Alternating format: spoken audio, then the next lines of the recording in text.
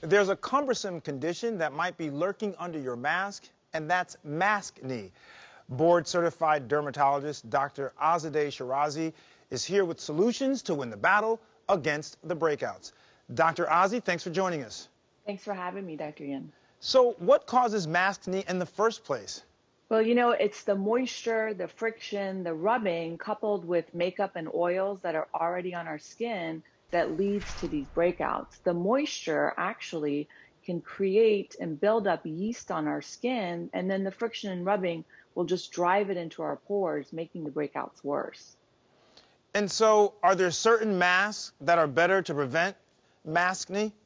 Yeah, so ideally you want to use a mask that has cotton on the inside, which helps absorb the moisture, and then polyester on the outside that's more protective.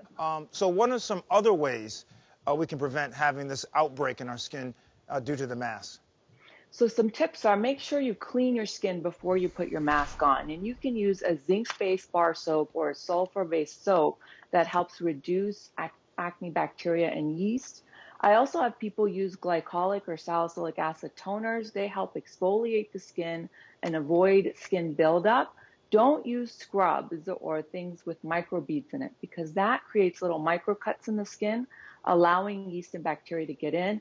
It's also helpful to use a benzoyl peroxide for just spot treatment like the sit roller. And I tell people, you know, you can take your mask and spray it with a glycolic spray before you put it on. Don't use oils because, again, oils with moisture create wax that gets in the pores and clogs them. So use a light moisturizer that's non-comedogenic and avoid the scrubs. I like that. I like that. Now, there's a new class of acne topical medications approved by the FDA, and they're being called breakthrough products. What are they? Yes, this is so exciting, Dr. Ian, because as you know, androgens or male hormones are what cause breakouts in the skin. They also cause hair loss. This new class of medication blocks the androgens from binding to the receptors in the skin. It's actually also being developed for hair loss. So it's really exciting, especially because it goes on the skin. You don't have to take it internally, so there's a lot less side effects involved with it. That's great. And these are all, of course, they have to be written by your doctor, correct? That's right. They are prescriptions. When you talk about these breakouts, are there things, home remedies, that people can try without maybe going to the drugstore or calling their doctor?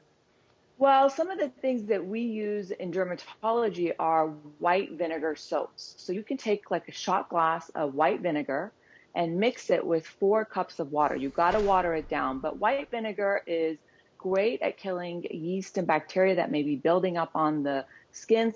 You can use this as in a spray form, or you can do skin soaks with it.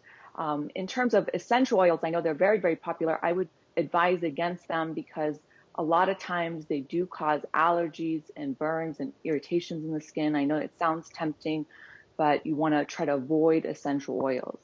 Dr. Azi, thank you so much for joining us today, as always. Thank you for having me.